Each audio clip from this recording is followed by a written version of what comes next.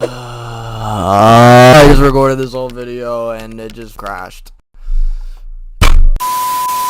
After the anime released a snippet of what the Seraphim are capable of, today I thought it would be cool to analyze and see where exactly the Seraphim as a whole stack up in comparison to other big powers in the verse like the Yonko commanders, Admirals, Yonkos, etc. Are they just Pacifista bums, or are these guys unironically a force to be reckoned with that's going to solo the verse? For this video, I'm going to be analyzing firstly what they should all be capable of, and then go over individual feats. Unfortunately, as the time of recording this video, the only members I can scale are S-Hawk, S-Snake, S-Shark, and S-Bear, since they are the only ones who actually do anything in Egghead, meaning S-Croc, S-Flamingo, and S-Moria will not be talked about in this video since they don't do anything, but let's say S-Croc goes on to one-shot Mihawk and S-Flamingo is pressing Gear 5 Luffy, then you know what, I'll make a part 2 How Strong is Seraphim video going over these three specific. But with that aside, this is how strong the Seraphim are, and enjoy fatties.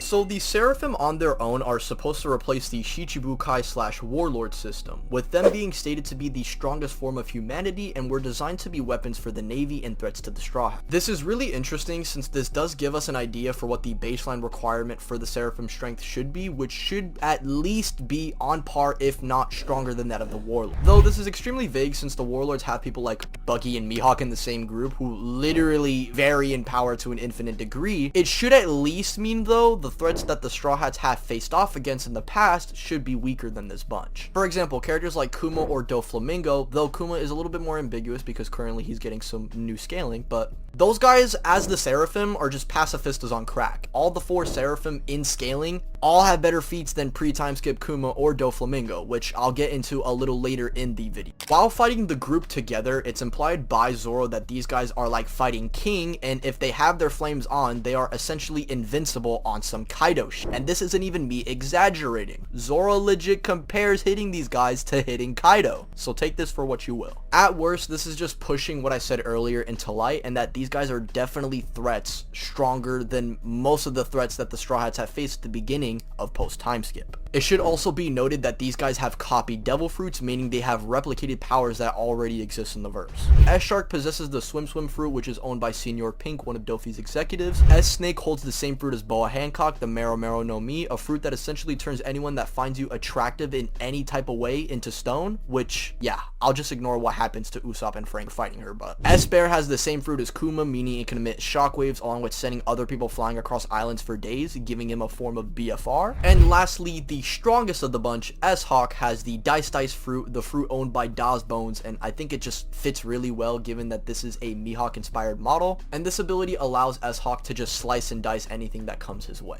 And with that chicken nugget info aside, let's talk about specific feats and where they should stack up to other characters in the verse. Now firstly, let's start off with S-Shark, who probably has the least amount of showings, and despite that, he's still pretty strong. Not only being able to outpace and strangle a post-Wano Nami who was harming ulti without Zeus, mind you, but shrugs off 2 hits from an enraged Sanji with relatively no difficulty. This is important since Sanji, even before his Germa boost, was making Queen's whole head spin, the second strongest all-star of Kaido's crew. And when Sanji attacks S-Shark, this is after seeing him attack Nami, meaning he is bloodlust. S-Shark as well blatantly takes a hit from Zeus, and then right after is revealed to use its fruit to escape, meaning Zeus's lightning didn't even affect it all that much right after it just shocked. And like I said, this is the same Zeus who would be stronger than Nami's normal attacks, which can already harm ulti. The same ulti who was able to clash briefly with a suppressed post-Udon training Luffy and survive an attack from Big Mom and a suppressed Yamato. Which, to put into perspective, anyone who's pretty much Katakuri tier or lower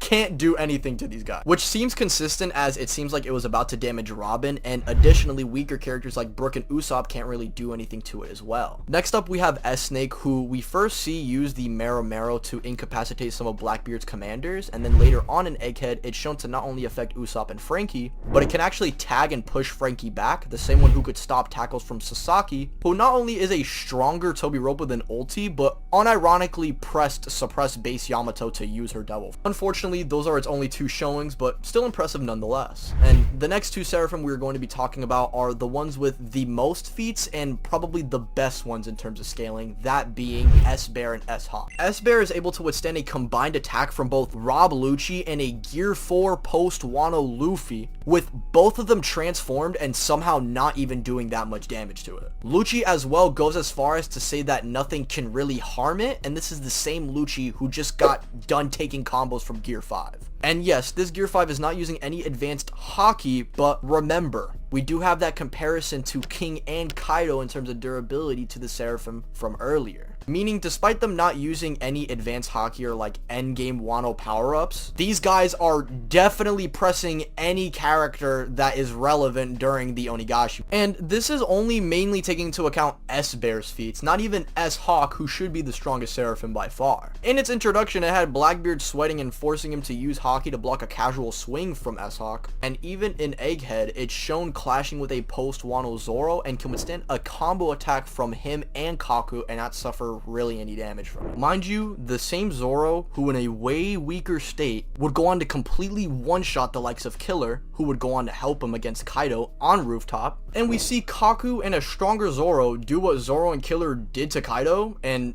like in that instance, doesn't even do any crazy damage. And no, I am not saying S-Hawk is Kaido level in terms of durability or, you know, taking all hits from 5 supernovas on Onigashima. But at the very least, I think S-Hawk should just be any commander of Kaido's, plus would probably give Killer the works on Rooftop. So now with the analysis done, let's answer how strong are the Seraphim in comparison to the one. Well, if the 2 weakest Seraphims are scaling to that Toby Roppo tier, if not higher, other 2 unironically have a case for being relative to the top tiers in Rooftop, the Seraphim as a collective bunch are incredibly hard for any top tier to really go up against. Especially if you don't have any advanced haki or crazy devil fruit to bypass their ridiculous durability. Without the knowledge of how they work, it's going to be almost impossible to harm them, and on top of this, you have them working in unison with some of the most versatile fruits in the series like Boa and Kuma's. And like I said, we know that there is a Croc, Moria, and Dofi model, so their potential for combos or scaling in general is only going up from here. But in my own personal assessment, I think the weaker Admirals like Green Bull and Fujitora probably get overwhelmed by these guys, just because they haven't shown anything specifically in the series to really get past that ridiculous durability of theirs. The only thing we can really push is narrative implication and, oh, we haven't seen them go all out. But to say that this is concrete evidence to say that they're above them when their scaling as a whole is very ambiguous, yeah,